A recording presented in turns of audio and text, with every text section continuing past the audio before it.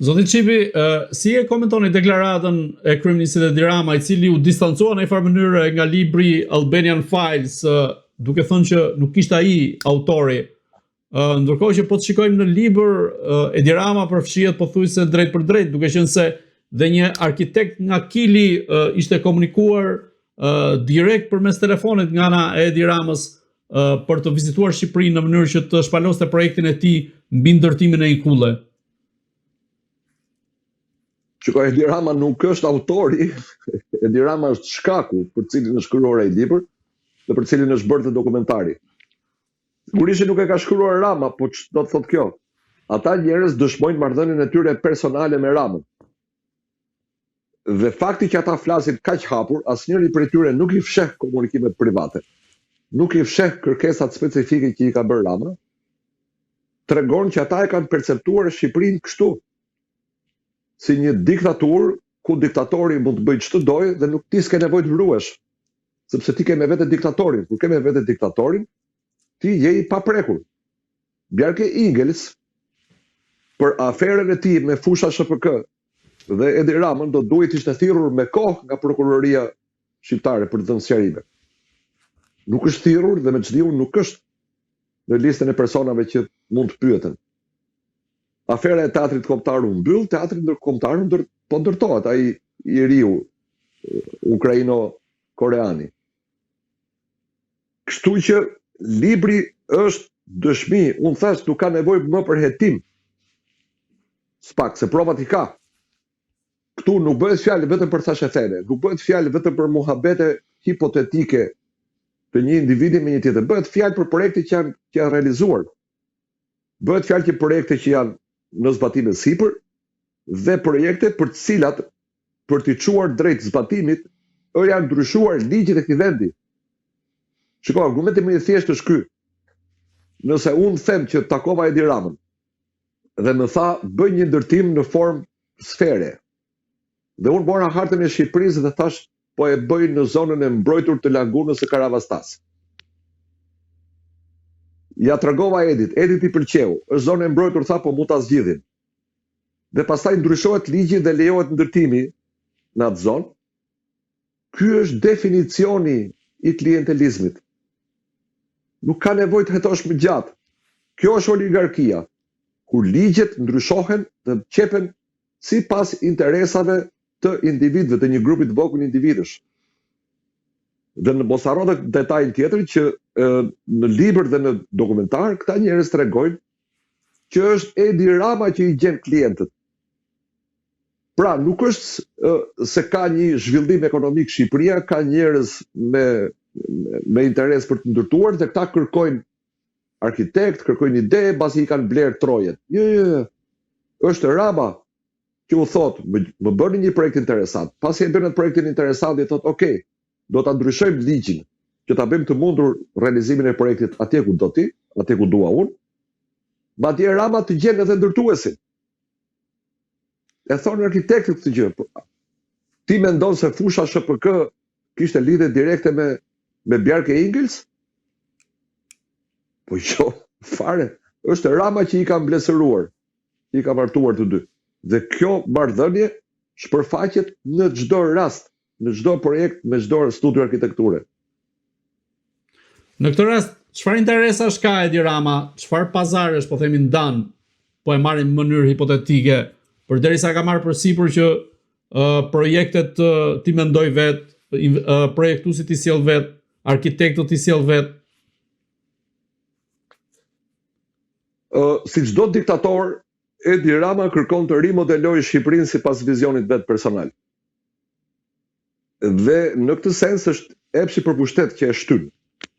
Natyrisht që nuk ndalet me kaq, sepse këtu bëhet fjalë për një xhiro miliarda eurosh në biznesin e ndërtimit. Këta arkitekt janë të superpaguar, këta arkitekt nuk punojnë falas. Dhe në lidhje të tilla të drejtë për drejta, prokuroria ka shumë vështirë të gjejë se ku kanë lëvizur parat. Do duheshin hetimet zgjeruara dhe bashkëpunim me prokurori të huaja për gjetur se sa nga këto para që kanë qarkulluar në hartim projektesh dhe leje ndërtimi kanë shkuar në formë tangente tek Edi Rama. Njëri nga arkitektët thoshte në dokumentar që kjo është një zgjidhje shumë inteligjente e Edi Ramës, sepse Edi Rama po sjell para. Duke bërë projekte arkitekturore, ka influks parash në ekonominë shqiptare. Por natyrisht që arkitekti nuk bëje vonë të mendonte se nga vijnë këto para. Dhe këtu pastaj hyn në lojë dyshimi i fortë se këto para vijnë nga trafiqet paligjshme, nga trafiku i drogës, dhe ndërtimtaria është thjesht mënyra më e mirë për t'i pastruar paratë. Shqipëria në këtë rast nuk është një risi, këto e ka bërë mafia italiane gati një shekull rresht. Shqiptarët thjesht kanë imituar formulën italiane. E ndoshta është rasti të kujtojmë që kishim këtu Angelo Agacin, Angel Agaci, siç e quajnë pra Angelo e quante generali Lizi, i cili ishte me të drejtë avokat i trafikantëve, edhe trafikantët kanë të drejtë kënë avokat, kanë të drejtën e procesit rregullt ligjor, por pastaj na u katapultuar në Shqipëri si sekretari i përgjithshëm i Këshillit të Ministrave. Të tani nuk dihet ku është. Dhe është ky Angel Agaci që njihte generali Lizi. Generali Lizi ishte, besoj ju kujtohet, komandanti i Interpolit për Shqipërinë, njeriu që duhet të raportonte lëvizjet e trafikantëve të mëdhenj në vendet ku kërkoheshin dhe të çonte drejt arrestimit të tyre.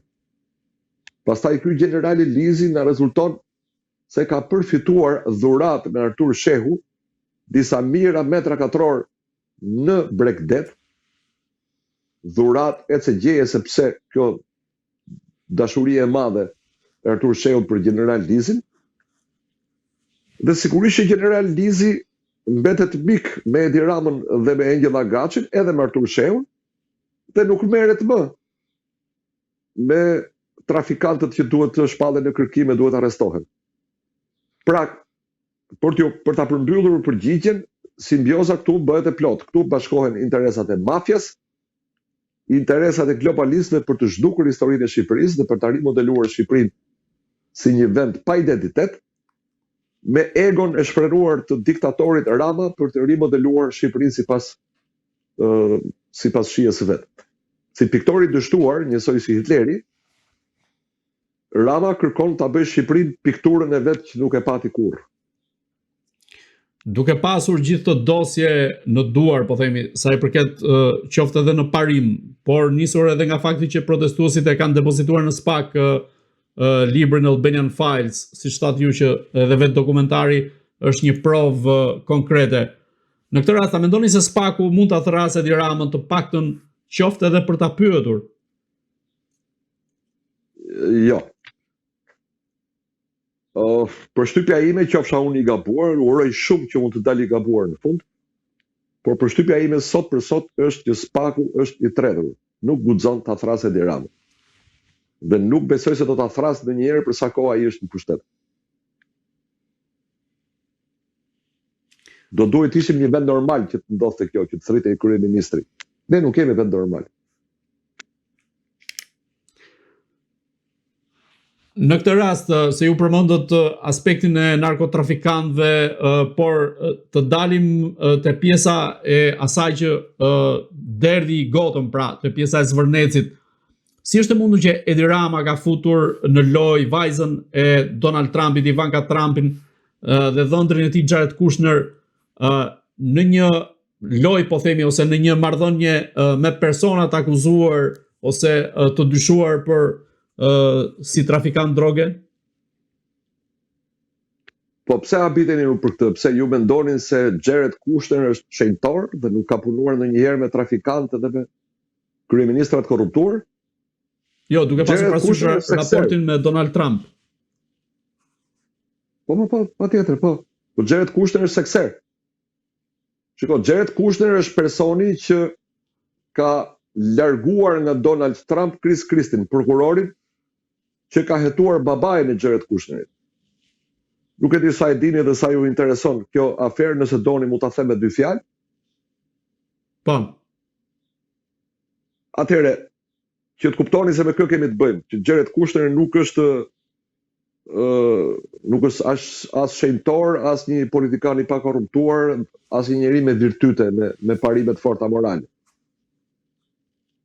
Babai i Jared Kushner, përveç se një evazor i madh fiskal, ka shkuar deri në ekstremin që ka paguar një prostitut që të josh edhe të bëjë seks me kunatin e tij, me burrin e motrës, në një hotel ku ai kishte vendosur kamera, e ka regjistruar ngjarjen dhe ja ka dërguar të motrës me post kur ajo kishte një fest familjare, nuk e mbaj mend, ditëlindjen e saj, ditëlindjen e burrit, po s'ka rëndësi kjo. Pra i ka prishur festën. Dhe kjo ka ardhur vetëm sepse kunati nuk dëshironte të mbështeste babain e Jared Kushnerit në një aktivitet, sepse ai më herët kishte dështuar në 2-3 nisma biznesi ku kishte përfshirë familjar. Dhe sigurisht që për këtë dhe për të tjera dhe për evazionin fiskal është vënë në hetim dhe është dënuar. Jared Kushner ka qenë i tërbuar me Chris Christin dhe ka ngulur këmbë që kjo është një çështje mes judenjsh që duhet ta zgjidhin gjykatat judaike. Atje ku ka komunitete judaike në botë, komunitete çifute, sidomos në Shtetet e Bashkuara të Amerikës, ekzistojnë edhe ca gjykata paralele që zgjidhin mosmarrveshjet mes tyre për të shmangur ndërhyrjen e ligjit. Pra ai mendonte se pavarësisht se ishin të gjithë shtetas amerikan, kjo çështje duhet trajtohesh në një gjykatë të mbyllur judaike. Dhe për këtë arsye, kur Trump u bë president për herë të dytë, Chris Christie u largua, sepse Jared Kushner ja buri kusht me sa duket Trumpit. Dhe Chris Christie këtë e ka thënë hapur publikisht, që më ka larguar Jared Kushner. Pra, mos mendoni se Jared Kushner është një viktim që e ka mashtruar Rama dhe përmes Jared Kushnerit është vënë në dritë të keqe edhe Donald Trump. Jared Kushner ky është.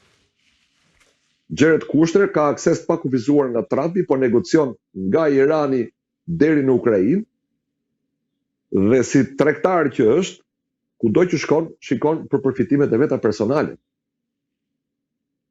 Nuk është se po shkon si misionar i paqes për të gjetur formulat me më pak humbje për qytetarët e atyre vendeve. Nëse Jared Kushner i ofron benefite, ai sigurisht që përkulet dhe ka tendencën që të jetë proteje. Nuk duhet harruar gjithashtu se Jared Kushner nuk është njeriu më i pasur në Shtetet e Bashkuara të Amerikës, ka mijëra të tjerë më të pasur se ai mezi ka arritur $1 miliard. Investimi është $4 miliard dhe parat vijnë nga vendet arabe. Nga investitorë arab, nuk vijnë nga as nga Shtetet e Bashkuara, jo më nga Jared Kushner që jo. Kështu që për ta mbyllur nuk besoj që është Rama që e ka futur në kurth. Rama, përmes ndërmjetësimit që i ka bërë Nat Rothschild ose Rothschild në jahtin e tij, ka bërë një pazar.